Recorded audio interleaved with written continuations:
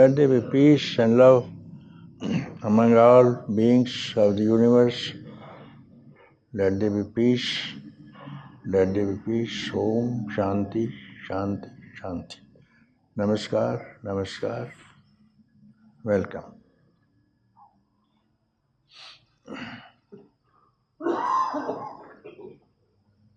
We were speaking yesterday about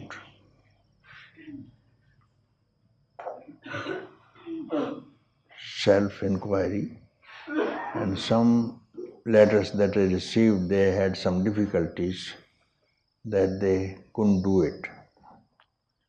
So further, we'll speak this morning again.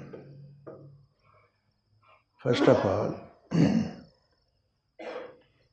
to realize yourself, to identify yourself with consciousness, bliss, and your own being, you don't need any practice. Neither any dhyana, nor yoga, nor any pilgrim places you have to visit for this. Neither any charities. This is only escapism, because consciousness, bliss and being is here. So, what is needed so that you know that being is already here within you, to avoid the obstacles to it, hindrances. In spiritual life as well as in secular life, in your day-to-day living also, for every success, spiritual or secular, material success, you have to avoid only the obstacle. For instance, you want to buy a house in countryside. House is available, you don't have funds. Obstacle is only money. Some of your good, generous friend can advance you some loan, you buy a house. Hindrance is removed, obstacle is removed, and deal is effected. Or you can hypothecate to the bank and have the house. So what you have got to do is to remove the obstacles, to be free, to identify yourself with consciousness and being and bliss whatsoever. Obstacles are there, you have to remove the obstacle, and you have not to work for consciousness, which is already here now. What are those obstacles? You can sit down and think about the obstacles. Now, all over the world, you can just sit down quietly and see what are the obstacles. Sun is there, and you very well know sun does not belong to you, neither you belong to him, nor the moon belongs to you, nor she belongs to you, nor the stars. Then come down to the earth. Earth doesn't belong to you, nor do you belong to the earth. Like this, air, water, fire, ether, other things, they don't belong to you. Now you come from, say for instance, today you have come from your apartment from the hotel or somewhere else, staying in a private house. You start from there. That house doesn't belong to you. Neither you belong to that apartment. Coming in a taxi, taxi doesn't belong to you, nor you belong to the taxi. Now, all that you see, that you utilize, do not belong to you, nor you belong to it. Coming to your own self now, like this. This body doesn't belong to you, like other things, because other things that can be used by you, you are not that. It is something else, and not the being. Therefore, the body doesn't belong to you. And the senses also do not belong to you. The mind doesn't belong to you. The buddhi, discriminatory aspect of the mind also you are not. It doesn't belong to you. Then the soul also doesn't belong to you. Neither you have any relation with the soul. So soul to mind and mind to senses, senses to body and body to all the objects that I have counted. This you are not. It's very simple reason to understand. Now, these you are not. So these are only notions. These are only notions, and once you can abandon all these notions,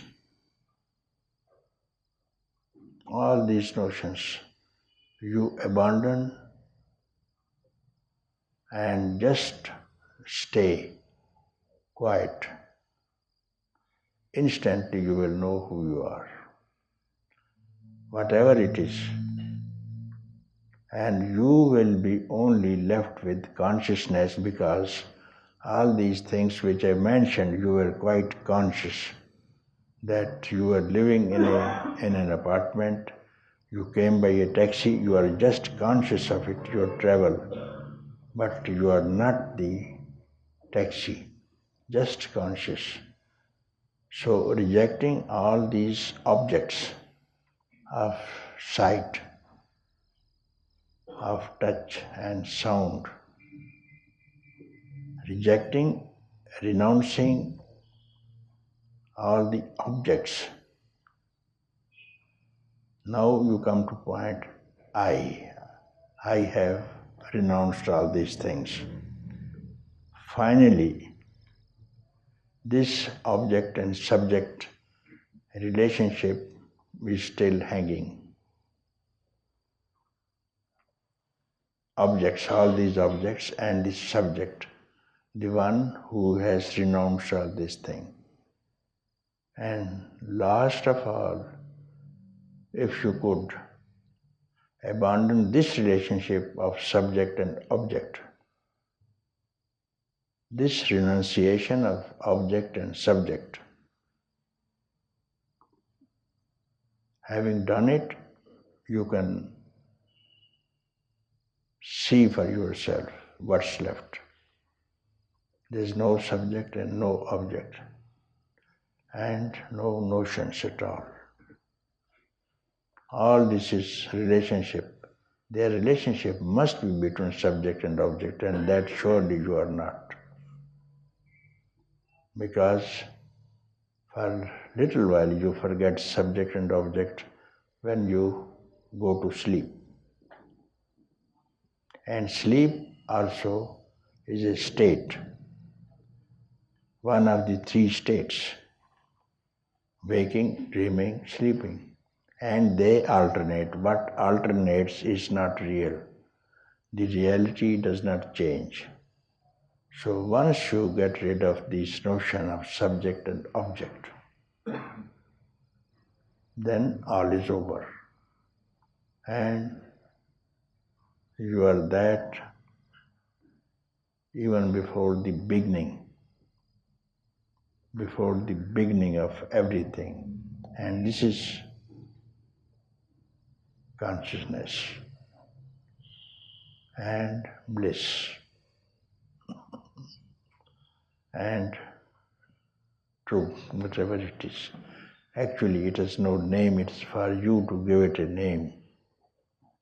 It has no name, and you have to do it by yourself today,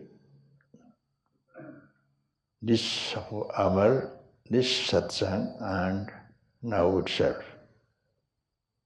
If you want to postpone, don't postpone for more than 1 year. Is allowed.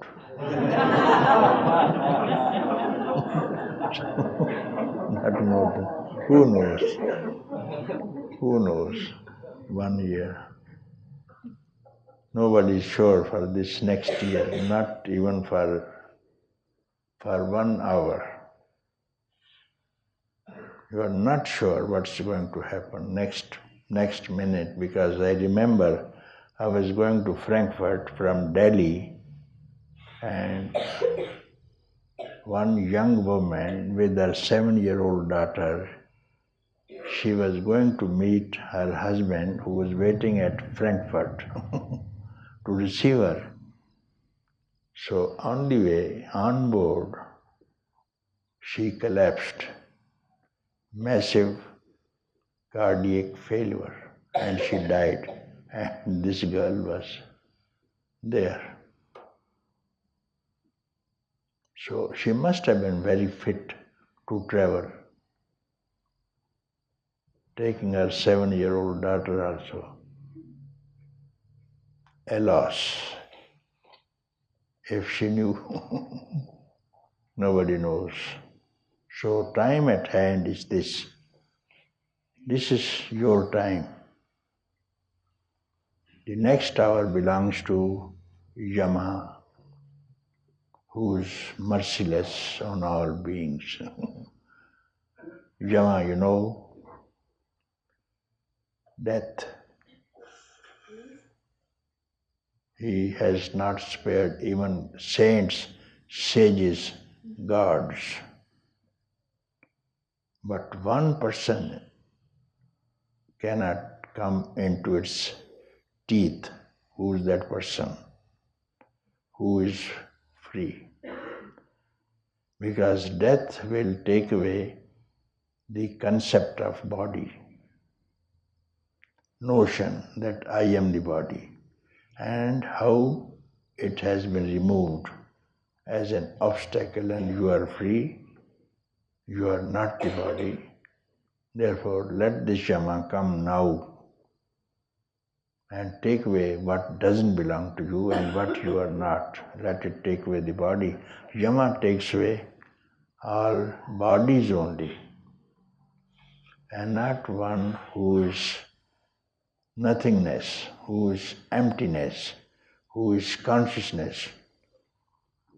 Even Yama has to die one day. Death even has to die one day for the next yuga. Many Yamas have died, you see. So, one who is free of all notions, he is not afraid of even death, because many people write, I am afraid of death here also. In yesterday's letters also, I am afraid of death. What is death? First of all, you have to remove your notion. What is death that you are afraid of? First know yourself and then speak about death, if you have any. You perhaps will like even Yama, you invite even Yama. Don't be afraid of him. Only you give up your notion of the body, and then who are you? Even Yama is your slave. So this is all that we have to speak again and again, to know thyself through inquiry of who really I am.